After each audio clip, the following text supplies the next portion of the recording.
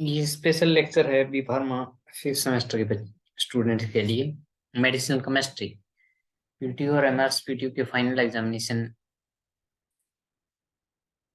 के लिए special lectures है कि इम्पोर्टेंट क्वेश्चंस क्या क्या मेन इम्पोर्टेंट क्वेश्चंस है मेडिसिनल केमिस्ट्री के लिए। तो इसमें आज डिस्कस करेंगे जो मेन इम्पोर्टेंट क्वेश्चंस हैं।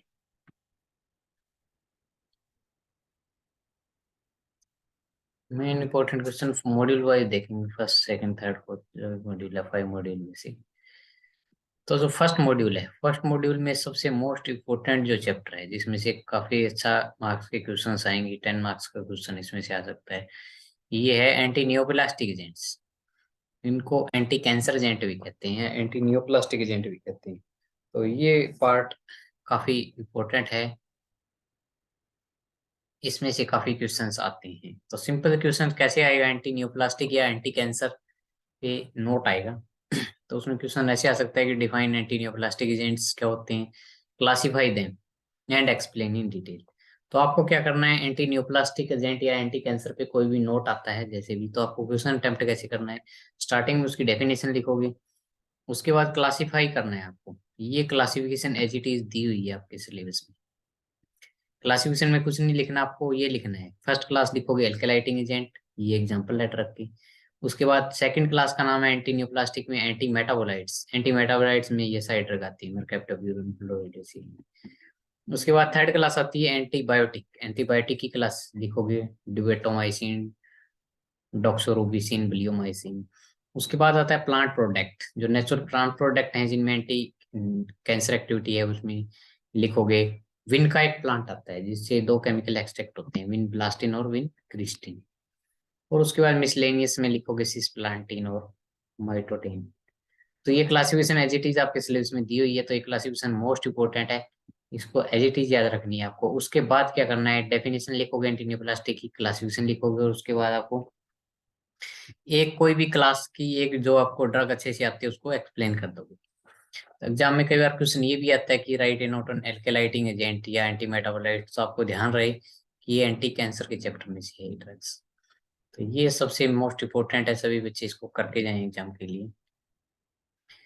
उसके बाद नेक्स्ट देखते हैं इसमें कुछ इम्पोर्टेंट जो चैप्टर है। सेकंड मॉड्यूल में मोस्ट इम्पोर्टेंट चैप्टर है डायूरेटिक्स। डायूरेटिक्स में से पर ईयर क्वेश्चन आता ही आता है, डायूरेटिक में से क्वेश्चन आता ही आता है हर बार। इसमें इम्पोर्टेंट क्या है, इसमें भी वही है, डायरेक्टिक में आपके डायरेक्ट अगर क्वेश्चन आएगा तो वही क्लासेस से पूछेगा, और अगर इनडायरेक्ट क्वेश्चन आता है तो write a note on diuretic, या क्वेश्चन ऐसे आएगा define diuretic, classify them and explain. तो आपको करना क्या है, डायरेक्टिक पे जैसे भी क्वेश्चन आए आपको डायरेक्टिक की डेफिनेशन लिखनी है कि डायरेक्टिक्स होती क्या है। डायरेक्टिक वो ड्रग्स होती है, these are the drugs that increase the flow of urine, जो बॉडी में यूरिन की फ्लो को इंक्रीज करें या बॉडी से एक्सक्रीशन ऑफ यूरिन इंक्रीज करें, उनको कहते हैं डायरेटिक्स। और इसकी उसके बाद क्लासिफिकेशन लिखनी है। क्लासिफिकेशन आपके सिलेबस में एज इट इज दी है, आपको यही याद करनी है क्लास। फर्स्ट क्लास लिखोगे कार्बोनिक अनहाइड्रेज इनहिबिटर्स, उसकी ड्रग से आगे एसिटाजोलामाइड, मिथाजोलामाइड, ये सारी ड्रग्स। सेकंड क्लास लिखोगे थायजाइड डायरेटिक्स, थायजाइड डायरेटिक्स में आते हैं थायक्लोरथायजाइड, हाइड्रोक्लोरोथायजाइड, साइक्लोथायजाइड, तो ये सारी ड्रग। थर्ड क्लास आती है डायरेटिक में लूप डायरेटिक्स, लूप डायरेटिक में आते हैं फ्यूरोसिमाइड, ब्यूमेटानाइड, एथ्रासाइक्लिनिक एसिड्स। फोर्थ क्लास आती है डायरेटिक में पोटेशियम स्प्रिंग डायरेटिक्स, इसमें ड्रग्स आती है स्पाइनोलैक्टोन, अमीलोराइड, ट्राइमेट्रिन। और नेक्स्ट क्लास डायरेटिक में आती है ओस्मोटिक डायरेटिक, जिसमें आता है मैनिटोल, मैनिटोल आता है ओस्मेटिक डायरेटिक में। तो ये क्लासिफिकेशन आपको एज इट इज याद करनी है डायरेटिक्स के लिए। नेक्स्ट इसमें कुछ एक क्लास और भी है, अगर आप कर सको तो वो है xanthine diuretics, xanthine diuretics,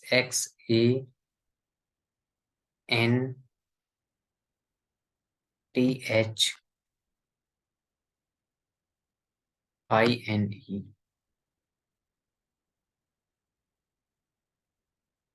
xanthine diuretics, xanthine diuretics में जो ड्रग्स आएंगी वो आएंगी आपकी caffeine, xanthine diuretics next class है डायरेटिक्स की। और इसमें ड्रग्स के एग्जांपल आप लिख सकते हो कैफीन, थियोफाइलिन, थियोब्रोमिन, थीबेन, ये एग्जांपल्स। तो ये काफी सारी 5-6 क्लासेस होगी डायरेटिक्स की, आपको एच डी याद रखनी है और उनके ड्रग के एग्जाम्पल याद रखनी है। उसके बाद आपको 10 नंबर में अगर क्वेश्चन आता है तो इसमें से कोई एक ड्रग जिसकी आपको स्ट्रक्चर आती है वो इसमें एक्सप्लेन कर दोगे। दूसरा क्वेश्चन इनडायरेक्ट आ सकता है आपका एग्जाम में कि डायरेक्टिक से इनडायरेक्ट क्वेश्चन कैसे आएगा। इनडायरेक्ट क्वेश्चन ऐसे आएगा कि write a note on carbonic anhydrase inhibitor. आपसे एक क्वेश्चन पूछेंगे right a note on carbonic anhydrase inhibitors क्या होते हैं, तो आपको ध्यान रहे कार्बोनिक अनहाइड्रेज इनहिबिटर डायरेक्टिक में आते हैं। उसमें फिर आपको एसेटाजोलामाइड और इनको एक्सप्लेन में करना होगा। उसके बाद आ सकता है आपको write a note on thiazole diuretics, loop diuretics, तो ये थोड़ा सा ध्यान रखना है। इसमें मोस्ट इंपोर्टेंट कार्बोनिक और थाइजोल डायरेटिक्स है।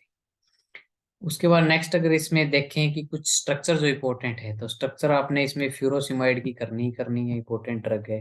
क्लोरोथाइजाइड की आपको स्ट्रक्चर करनी है, हाइड्रोक्लोरोथाइजाइड की स्ट्रक्चर करनी है। और एग्जाम में जैसे ही क्वेश्चन आ जाए आपको स्ट्रक्चर बना के भी आनी है। मैनिटोल की भी स्ट्रक्चर कर लेना इजी है।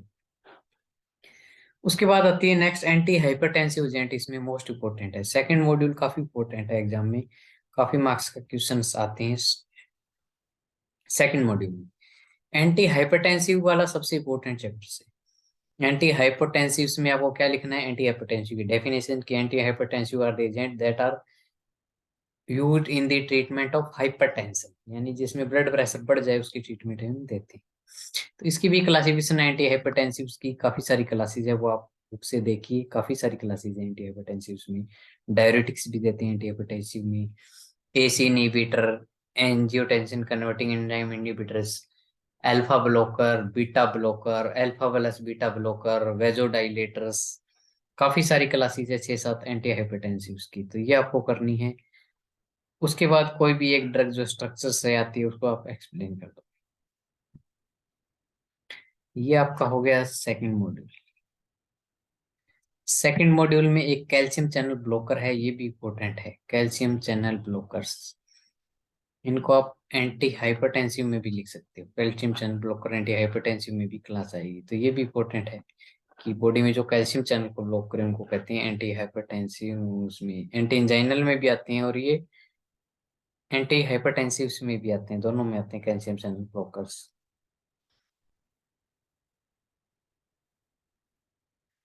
तो मेनली कैल्शियम चैनल ब्लॉकर का फंक्शन क्या होता है, कैल्शियम बॉडी में नॉर्मली क्या होता है कि कैल्शियम सेल मेम्ब्रेन को कंस्ट्रिक्ट करता है, ये ध्यान रखो।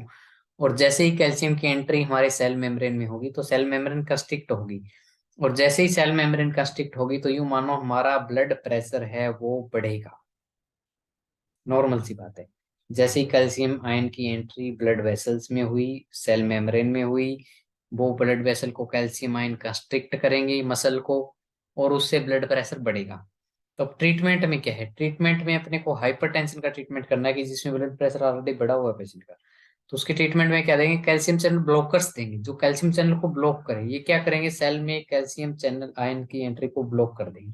यानी जो कैल्शियम आयन के कारण अगर आपके ब्लड में ब्लड प्रेशर बढ़ रहा है तो वो एंट्री बंद हो जाएगी। एक रास्ता हाइपरटेंसिव का वो है, हाइपरटेंशन का कम हो गया कि उससे ब्लड प्रेशर आपका ना बढ़े। तो ये भी इंपॉर्टेंट है, कर लेना, इसमें सेकंड मॉड्यूल काफी इंपॉर्टेंट है। उसके बाद थर्ड मॉड्यूल देखते हैं कि थर्ड मॉड्यूल में इंपॉर्टेंट ड्रग्स कौन सी है। थर्ड मॉड्यूल में मेन इंपॉर्टेंट अगर देखें तो कोगुलेंट और anti coagulant important chapter. Third module में कोगुलेंट एंड एंटी कोगुलेंट काफी इंपॉर्टेंट चैप्टर है, इसमें से क्वेश्चन आता ही आता है। तो कोगुलेंट वो ड्रग्स होती हैं जो ब्लड की कोगुलेशन को हेल्प करे, ब्लड क्लोटिंग को हेल्प करेगी। और एंटी कोगुलेंट अपोजिट होता है कोगुलेंट का, कि जो ब्लड क्लोटिंग को ब्रेक करने के लिए यूज करें। किस डिजीज में मेनली एंटी कोगुलेंट यूज करते हैं, हार्ट की प्रॉब्लम वगैरह में जहाँ ब्लड की क्लोटिंग हो जाती है वहां पे एंटी कोगुलेंट देते हैं, और जहाँ क्लोटिंग चाहिए वहां कोगुलेंट देते हैं। तो इनमें इंपॉर्टेंट और इनमें इंपॉर्टेंट ड्रग है वारफेरिन, इसके आप स्ट्रक्चर कर लेना, और ये इंपॉर्टेंट ड्रग एग्जाम में आ जाती है। उसके बाद आती है एंटी हाइपरलिपिडेमिक, भी इंपॉर्टेंट चैप्टर है काफी, ये इंपॉर्टेंट है। एंटी हाइपरलिपिडेमिक बिल्कुल इजी सा चैप्टर है, ये आप कर लेना।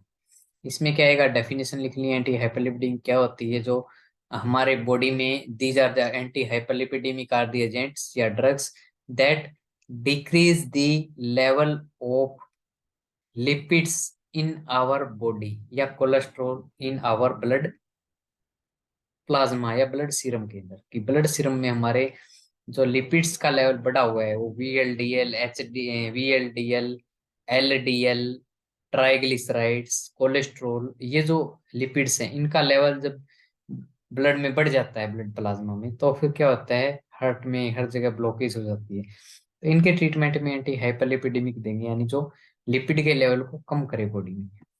तो ये इंपॉर्टेंट चैप्टर है, कर लेना। ये क्लासिफिकेशन सबसे इंपॉर्टेंट है एंटी हाइपरलिपिडेमिक की, एक बार जरूर देख लेना। उसके बाद इसमें कोई आगे खास इंपॉर्टेंट नहीं है। उसके बाद फोर्थ मॉड्यूल में मेनली इंपॉर्टेंट है सेक्स हार्मोन्स, ये भी कर लेना, इंपॉर्टेंट है, कई बार नोट आ जाता है राइटिंग हार्मोन, सेक्स हार्मोन। तो कुछ मेल हार्मोन है, कुछ फीमेल हार्मोन है, mainly testosterone male sex hormone में आता है, प्रोजेस्टेरोन, ओस्ट्राडियोल, ओस्ट्राट्रियोन, ये सारे फीमेल सेक्स हार्मोन्स में आते हैं। तो मेनली इनके फंक्शंस हैं जो आप फार्माकोलॉजी में पढ़ते हैं, सेम वही चलेंगे कि इनके फंक्शंस क्या है। ये सेकेंडरी सेक्सुअल कैरेक्टरिस्टिक को डेवलपमेंट में हेल्प करते हैं ह्यूमन के अंदर, तो इनका भी कुछ पढ़ लेना। उसके बाद ओरल कॉन्ट्रासेप्टिव इंपॉर्टेंट है, एक है, काफी बार एग्जाम में आता है कि write a note on oral contraceptives क्या होती है। तो कॉन्ट्रासेप्टिव, ओरल कॉन्ट्रासेप्टिव्स मेनली वही होगी कि these are the agent that, these are the agent that prevent the chances of pregnancy, जो प्रेगनेंसी को प्रिवेंट करने में हेल्प करे, उनको ओरल कंट्रासेप्टिव कहेंगे। और जो ओरली यूज हो, agent that are orally used in the treatment of pregnancy, pregnancy को अवॉइड करने के लिए जो ओरली ड्रग्स यूज करते हैं उनको ओरल कॉन्ट्रासेप्टिव्स कहते हैं, जो ओरल रूट से यूज करें। तो इनमें भी आप ये कर सकते हो। उसके बाद आता है स्टीरॉइड्स। कोर्टिकोस्टीरॉइड्स है, नॉर्मली यूज करते हैं, कि काफी बार आपने देखा होगा नॉर्मल रूटीन में डेक्सामेथासोन, बीटामेथासोन आप टैबलेट्स यूज करते ही करते हो। तो स्टीरॉइड्स भी इंपॉर्टेंट है, इनको भी कर लेना।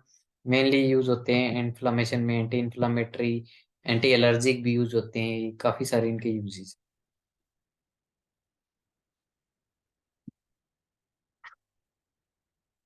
उसके बाद इसमें इंपॉर्टेंट क्वेश्चंस आते हैं नेक्स्ट, अगर देखें तो हम थायराइड में कोई खास इंपॉर्टेंट नहीं है। उसके बाद फिफ्थ मॉड्यूल,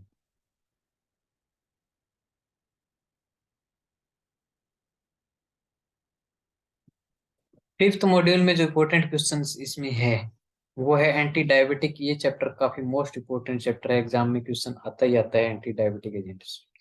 एंटी डायबिटिक की आपको डेफिनेशन याद करनी है कि डायबिटीज के ट्रीटमेंट में जो एजेंट यूज हो या ड्रग यूज हो उनको एंटी डायबिटिक एजेंट्स कहते हैं। और इसकी क्लासिफिकेशन है, दो टाइप की क्लासिफिकेशन है एंटी डायबिटिक की। ओरल एंटी डायबिटिक है तो, और एक है पेरेंटल।